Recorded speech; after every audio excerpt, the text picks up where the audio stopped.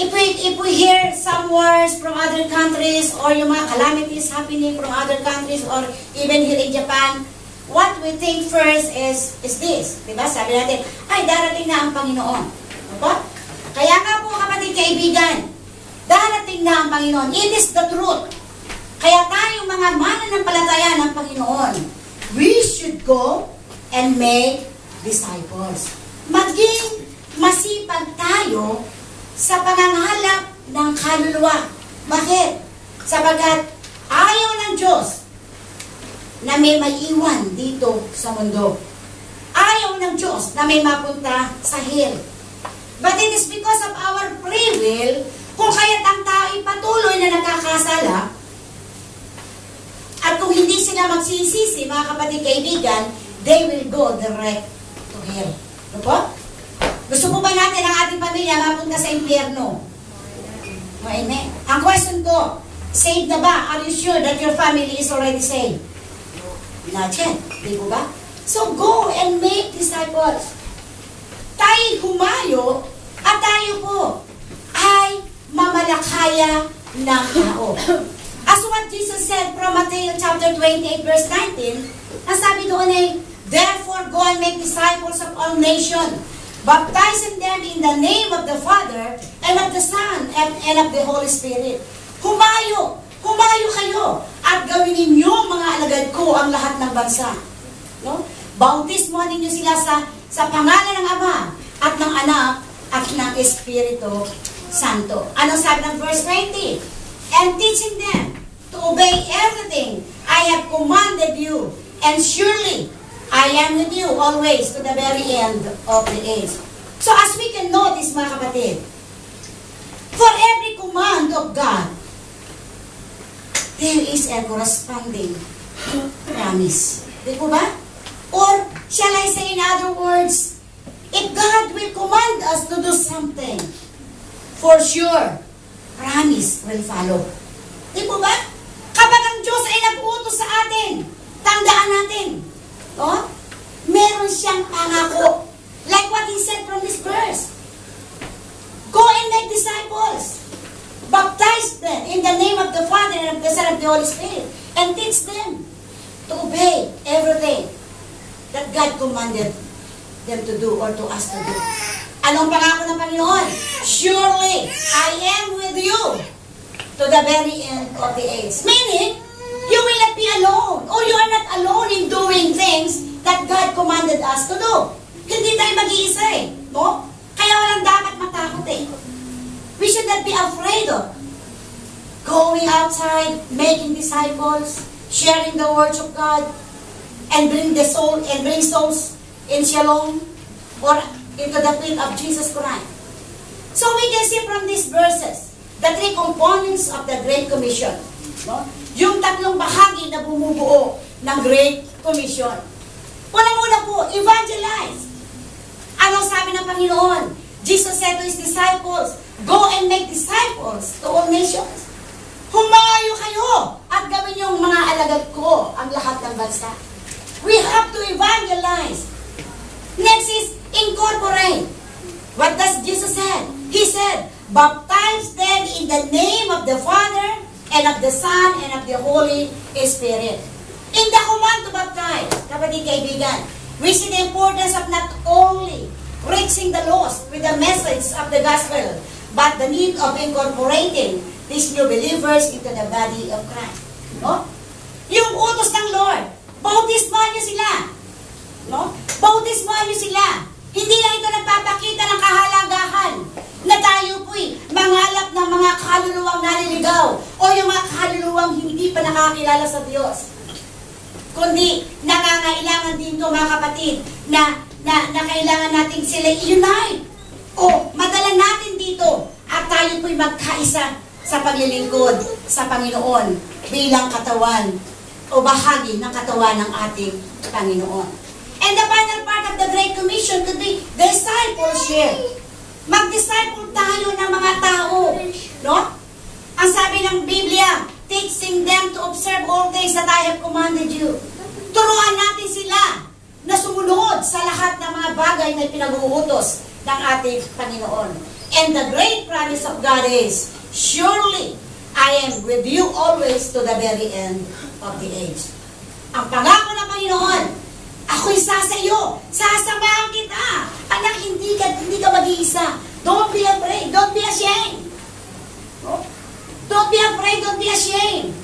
Don't hesitate to obey what God is commanded you to do. Huwag tayong mag-atubili na tayo sumunod sa ipinag-uutos sa atin ng Panginoon. If God will tell you, go and make disciples. Go and make disciples. Don't hesitate. No? Don't make any hesitation not to go. But rather, let us go and make disciples. Because it is very true na God is coming very soon. No? Yung ating mga kapitbahay, gagawa ba natin sharean ng words of God ng ating mga kapitbahay? So sometimes we can call ourselves, no, forgive me, we are all, I'm not excluding myself, we are all selfish sometimes. Bakit? Because the gift, the free gift that we receive from God, we don't like to share it to others for free also. Di po ba? Tamad tayong, the truth is, tamad tayong humayo at mag-share ng words of God. Minsan, marami ka na kasama sa trabaho, nahihiya ka pa, baka ako pilosopuhin ito. No, amen. Always remember, the promise of God, He will be with us till the very end of the days, or till the end of this time. Amen? Will you agree with me? Amen. Palakpakan po natin ang Panginoon. Hallelujah! Glory to the living God. Ang sarap ng panahon para nakakanto. And now, let us find the thought how Jesus called His disciples. Tingnan po natin, paano kaya tinawag ng Panginoon ang kanyang mga alagad? Paano kaya tayo tatawagin ng Diyos? Basta ba tayo hahayo? No, amen. Let us be sensitive to the calling of God. No? Huwag tayong patutulak. Huwag tayong patutulak na tinulak ka lang, kaya ka naglingkod. But rather, let us wait for the calling of God. Let us wait for the voice of God that will tell us to go and make disciples.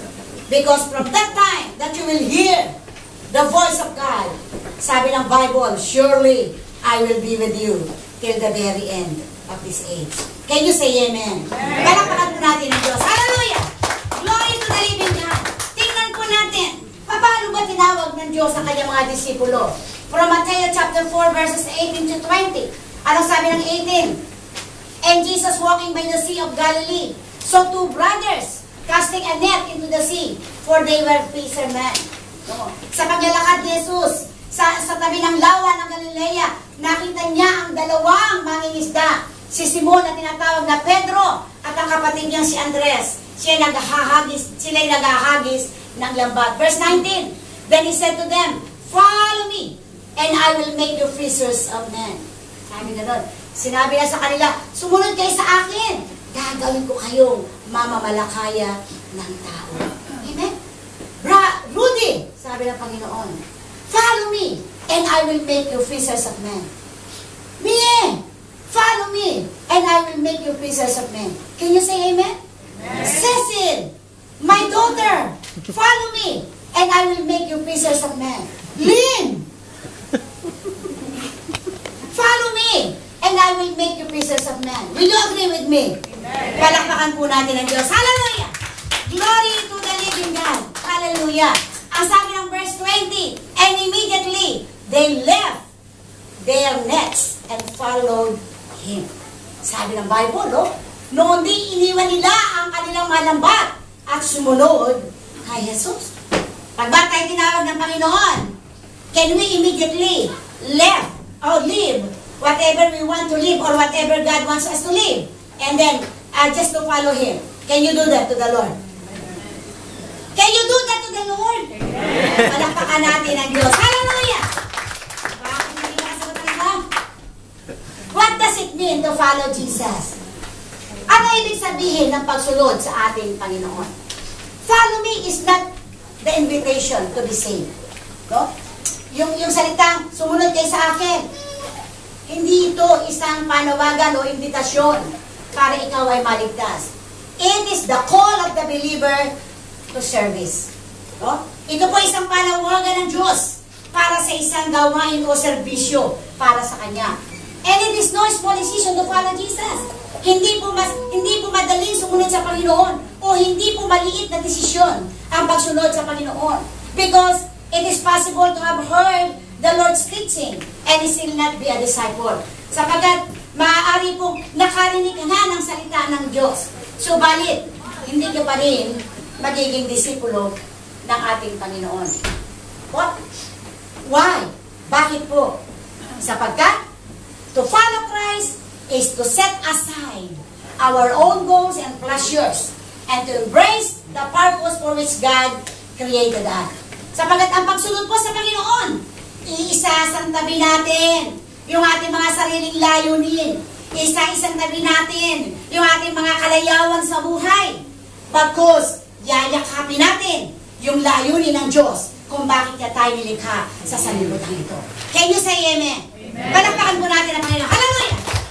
Glory to the living God. Sister Lynn, if the Lord will ask you to leave your boyfriend just to serve Him, will you do it? Sister Lynn? Amen. Palakpakan natin ang Diyos! Hallelujah! Amen!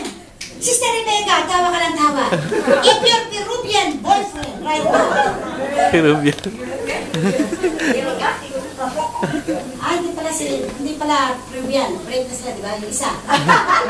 Ganis pa naman. Ganis pa. Di ba? Oh, Espanyol? Okay. Como se llama usted? Okay. Rebecca, di ba? Will you leave? Or will you break your Peruvian boyfriend? And the Lord will ask you to serve Him? Amen. Oh, nauna ba ako sumunod eh? Oh, hindi kaya. Nag-isip pa eh. Palakpakan natin ang Diyos. Hallelujah. Oh, ang tama-tama dati. Pumalakpak kaya tayo. Amen. Pero I praise the Lord. Kahit siya ay nag-isip, pero ang sagot niya ay amen. That is the very good, that was very good answer. Amen? And what are those purposes that we have to embrace? Ano may mga layunin ng Diyos na dapat natin yakapin? Number one, to know Him in a personal way and to make disciples of others by teaching them of all of Christ's command. No? Upang para malaman na o makilala natin siya sa isang personal na kaparaanan. At tayo po'y magdisipulo sa iba. Tayo magdisipulo, go and make disciples. At turuan natin sila na sumunod sa mga aral at turo ng ating Panginoon at sa kanyang mga pinag-uutos. Number two, and all those who truly follow Jesus, tayo to, no? Must make Him their priorities in life. Tayo po na kumilala sa Diyos. Ano ba yung pangalawang purpose ng Lord? Tayo na kumilala sa Diyos. Dapat siya yung ating unang prioridad sa buhay. Amen? Amen. Pag Sunday, our first priority should be attending church. No? Dahil tayo binigyan po ng Panginoon ng 7 days, yung 6 na araw, magtrabaho tayo. Kung ano gusto natin gawin, gawin natin. But on Sunday, let us go to church to worship Him in spirit and in truth. Can you agree with me? Amen. Palakpakan po natin ang Diyos. Hallelujah! Glory to the living God. Make Him number one priority in our life. Amen? Even though your boyfriend is guapo, like Brother Masud, like Brother Rudy,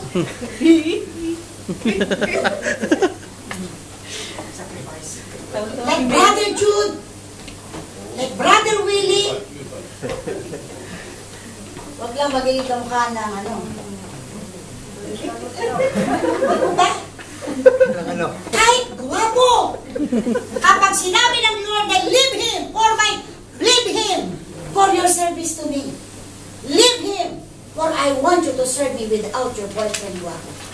Diba? Can you agree with me? Amen. Sister Lynn eh, parang ano eh. When Jesus called Peter and Andrew, Tingnan natin mabuti ang ating pinag-aaralan. This is very important.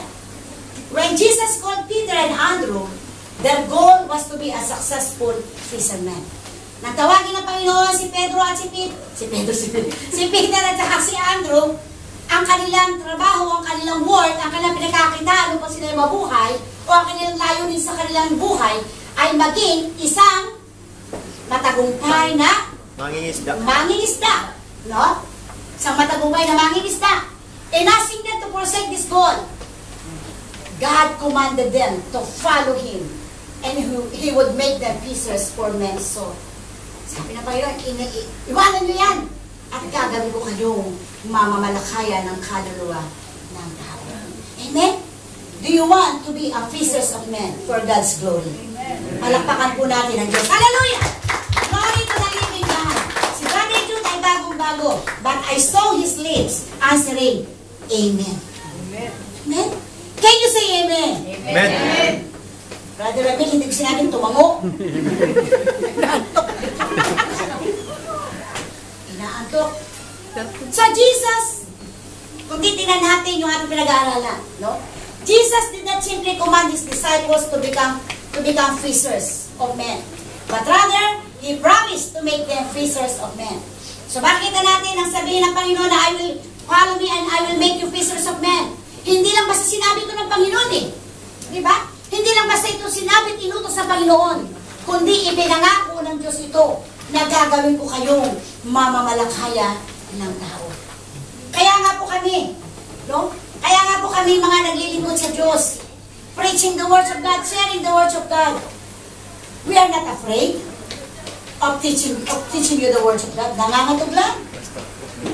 Pero ang pangangatog, it is a sign na kami po ay nagpapasakop sa Panginoon. But we believe that it is the promise of God. It's not only a command for us to preach the gospel of God, but it is a promise of God to us that if we are going to serve Him, surely, ang sabi ng Panginoon, I will always be with you till the end of this time. Amen? Can you say amen to me? Palakpakan po natin ang Diyos. Hallelujah! Kung kayong bata, nakikinig at inuulit ang aking sinasabi. No? How does fishing for men relate to following Christ? Paano ba ang pangingisda ay may ugnay o may kaugnayan sa pagsunod sa Diyos?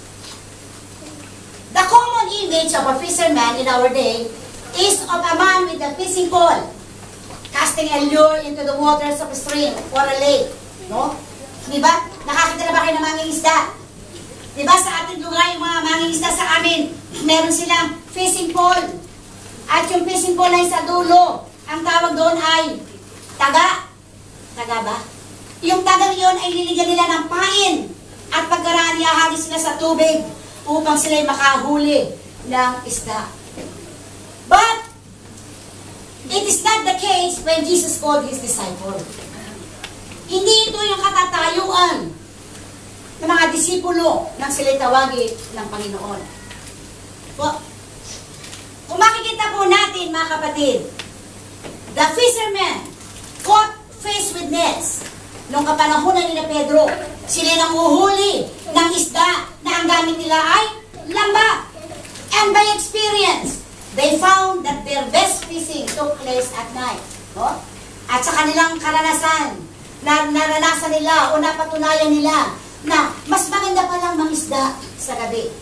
Sabi nga ng Luke chapter 5 verse 4, when Jesus told Peter to put out into the deep and let down the nets for catch, ang sabi ng Bible, halos hindi nila madala ang kanilang mga nahuli. But how did they fish at night? Paano sila nangingisda sa gabi? They used a very powerful and effective method, which is the light. No? Ang mga sina Pedro, pag sila nangingisda, meron silang ilaw na inilalagay doon sa ilalim ng tubig. And fish were attracted to light. Kung kaya't marami silang nahuhuli sapagkat yung light mismo, yun ang nakakaakit sa mga isda. So makikita natin, mga kapatid, na ang ilaw, ang siyang ginagawa nilang matatag o matibay nagamit upang sila'y makahuli ng maraming isda. And how do we confer fishing to reaching people to Jesus? Paano ngayon natin ikukumpara o iahambing ang pangingisda doon sa pagdadala o sa pangangalat ng kaluluwa para sa tao? Jesus uses the same effective method to draw people to himself. No? Si Jesus din po, kamukha ng pangingisda ni Pedro, ang ginagamit nila mga method o kaparaanan upang siya makapagdala ng tao para sa kanya. Ano po sabi ng 8 John 12? Sabi po dito, I am the light of the world. Whoever follows me will never walk in darkness, but will have the light of life. Sabi ng Panginoon, ako yung ilaw ng sanlibutan. Ang sino mang lumapit sa akin, ang sino mang sumampalataya, hindi na sila lalakad sa kadiliman. Kundi mga kapatid kaibigan, sila'y bibigyan ng ilaw na nagbibigay buhay. No? Kaya nga po tayo tayo mga Kristiyano, bakit ba tayo nagniningning sa labas ang ating mga sarili? Bakit ba tayo punong-puno ng glory sa ating mga buhay? Na kapag tayo nakita ng tao, ay, si Carlos, born again yan. Diba? Hindi lang dahil gwapo si Carlos, kundi you can see from him the glory of our Lord Jesus Christ. Palakpakan natin ang Diyos. Hallelujah! Glory to the living God. Si Brother Dave, the same as Carlos. Gwapo na, may glory pa ng Lord. Amen? Si Ramil, kayo na. If the fish are attracted to the disciples' light, no? Kung ang mga disipulo o kung ang mga isda ay naaakit doon sa light ng disipulo o kapag sila nangingisda, kung paano naaakit ang mga isda doon sa ilaw na dala o ginagamit ng mga disipulo. God wants people to be drawn to His light shining through His people. Ang Panginoon din, gusto ng Panginoon yung kanyang mga tao ay maakit o madala sa pamamagitan ng ilaw ng mga taong kanyang ginagamit. Amen? Do you believe that the light of God is reflecting in us? Nasisinagan tayo ng ilaw ng Diyos.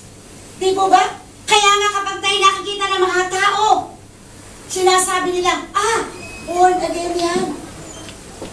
Because by means of our deeds, they will know that we are the disciples of God. Can you agree with me? Amen. Palakpakan po natin ang Diyos. Hallelujah!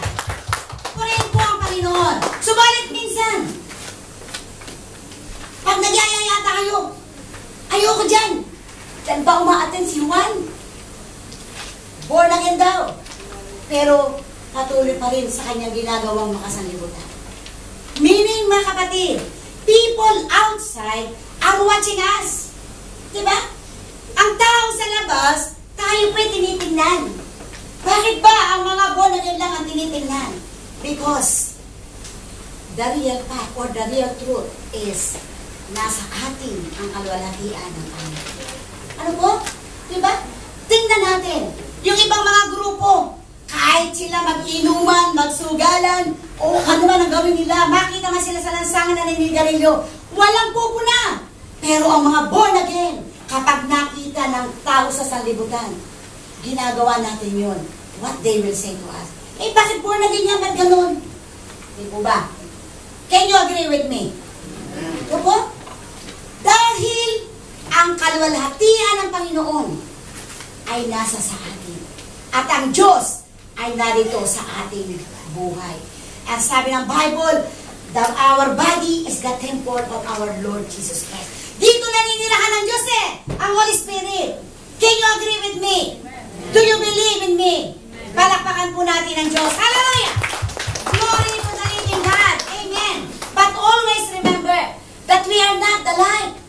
We merely reflect the light of Jesus. Hindi tayo yung tunay na ilaw.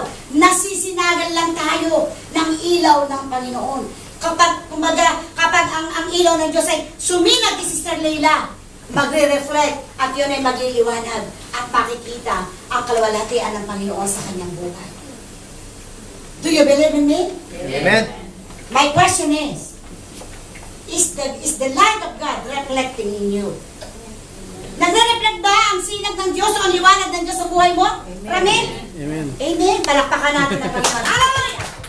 Glory to the living God. Hindi tayo ang ilaw. Tayo nasisinagan lamang ng ilaw ng ating Panginoon. Spotlight. And the life of every believer is the presence of the Lord Jesus Christ in their life. No? Yung ilaw sa atin, ito po yung presensya ng Diyos sa ating mga buhay. Amen po ba? Ito yung presensya ng Diyos sa ating mga buhay. Kaya nga po, kapatid kaibigan, kapag ikaw ay isang born again, napakaganda mo. Tunay na napakaganda mo, Sister Jean. Nag-ayos ng buhok. Tunay na napakagwapo ni Tomo. Kasi si Tomo mamaya gagamitin ng Diyos as a drummer.